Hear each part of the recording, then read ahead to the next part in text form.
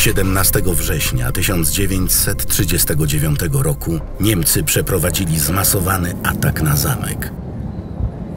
Od spadających pocisków zapłonął dach zamku. Wieże Zygmuntowska i Władysławowska runął strop nad salą balową. W tej sytuacji natychmiast przystąpiono do ratowania budynku. Niebawem pojawiła się straż pożarna. W akcji gaszenia pomagali również mieszkańcy okolicznych domów. A to wszystko przy wybuchu kolejnych pocisków.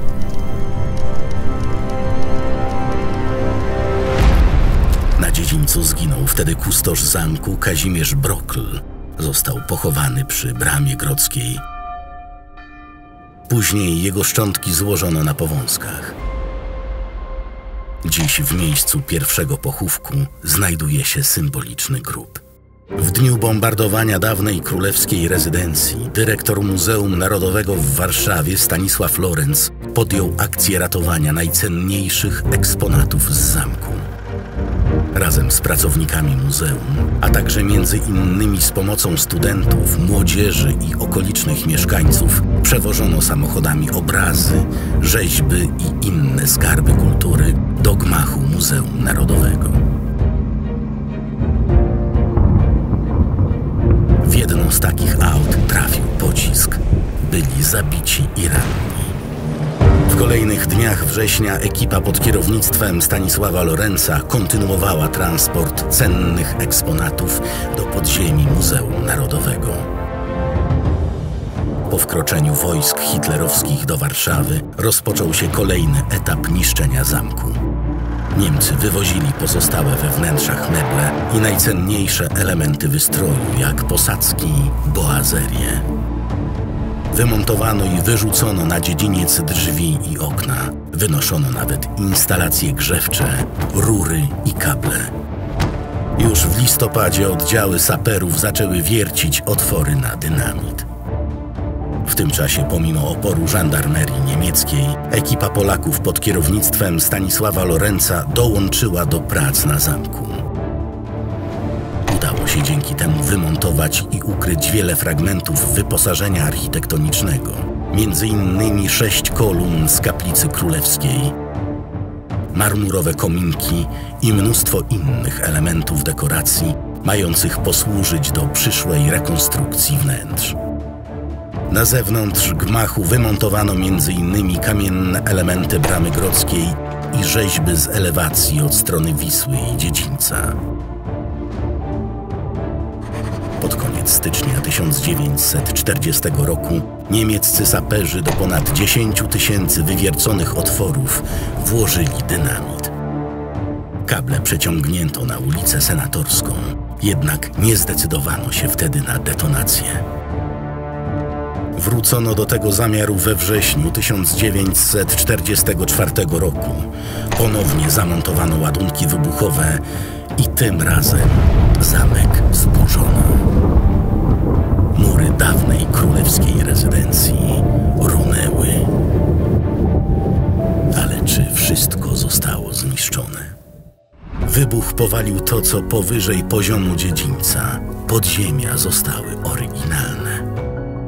Najstarszym zamkowym wnętrzem jest piwnica wieży grodzkiej. Wieża wzniesiona w XIV wieku była początkowo wolno stojącym obiektem. Z czasem stała się jedną z części rozbudowującego się zamku.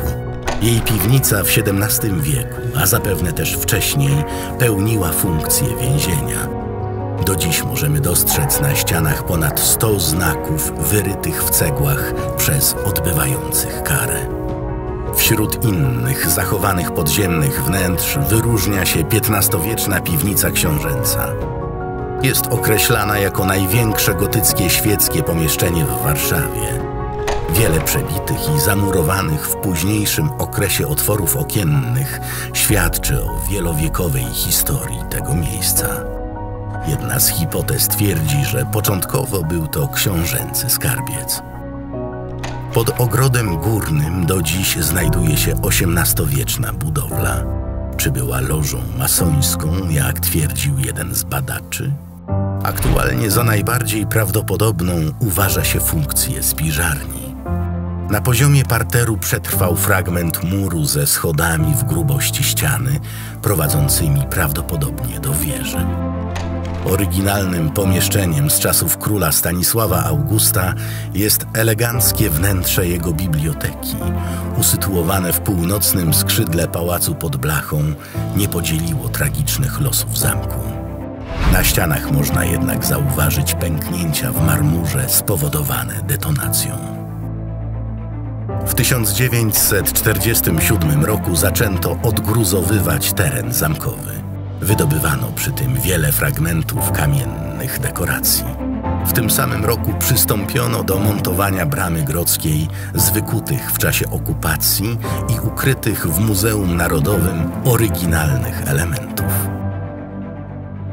Z ruin zniszczonego gmachu wystawała jedyna część muru zachowana w pełnej wysokości. Po uzyskaniu zgody na odbudowę zamku w 1971 roku zdecydowano się na włączenie jej do rekonstruowanych ścian. Dziś XVIII-wieczna oryginalna część budowli jest oznaczona cienką linią widoczną od strony ogrodów. Linia jest na tyle subtelna, że nie zaburza estetyki efektownej elewacji, jednak możemy ją dostrzec z bliska. Od wewnętrznej strony muru na wysokości parteru nadal widoczne są wywiercone przez hitlerowców otwory na dynamit. Z okna pierwszego piętra zapewne wyglądał król. Z drugiego piętra mógł patrzeć na Wisłę Stefan Żeromski. Autor Przedwiośnia mieszkał na zamku od listopada 1924 roku do listopada 1925. Ze względu na wcześniejsze problemy mieszkaniowe, pisarz i jego rodzina decyzją prezydenta Stanisława Wojciechowskiego otrzymali trzypokojowe mieszkanie na drugim piętrze. Odbudowując zamek, podjęto decyzję, aby jak najwięcej zachowanych oryginalnych elementów włączyć do nowo wznoszonych murów. W tym celu wykonano szczegółową inwentaryzację ocalałych fragmentów. Problem stanowiło jednak rozpoznanie, gdzie znajdował się jaki element. Szczególnie trudne było umiejscowienie powtarzających się form dekoracyjnych. Największą pomocą okazały się tu zdjęcia. Przeanalizowano tysiące fotografii. Najcenniejsze były te z ostatniego okresu, czyli z lat 30. i okupacji. Przypatrywano się zamkowi na zdjęciach, szukając charakterystycznych cech poszczególnych fragmentów.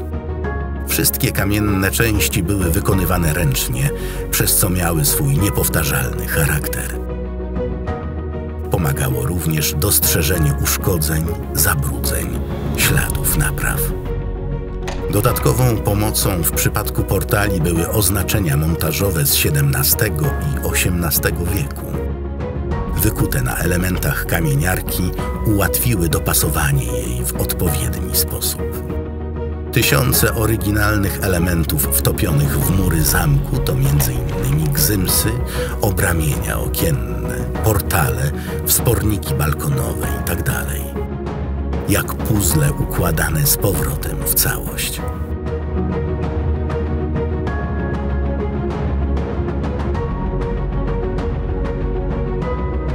Również rzeźby ozdabiające elewacje wróciły na swoje miejsca. Aż 40% z nich jest oryginalnych.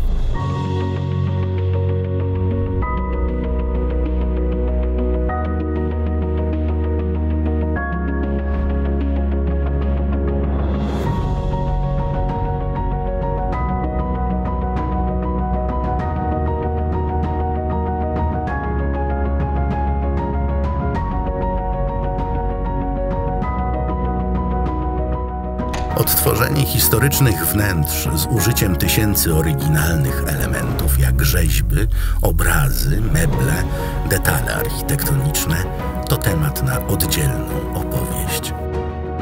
Tu zwróćmy jedynie uwagę na kominki, ponownie ozdabiające zamkowe sale. Wykute w czasie wojny marmurowe elementy pozwoliły na zrekonstruowanie 20 kominków, często przy pomocy archiwalnych zdjęć.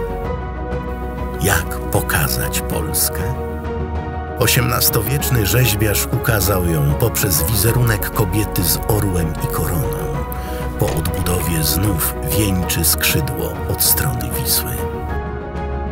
Pamiętając o oryginalnych podziemiach dawnej królewskiej rezydencji, tysiącach uratowanych elementów zdobiących odtworzone sale, warto też przyjrzeć się zamkowym murom. Są one nasycone tkanką historyczną, która jest przejmującym łącznikiem między wielowiekową historią a współczesnością. Jest również świadectwem heroicznej pracy, jaką dokonali ratujący i odbudowujący zamek.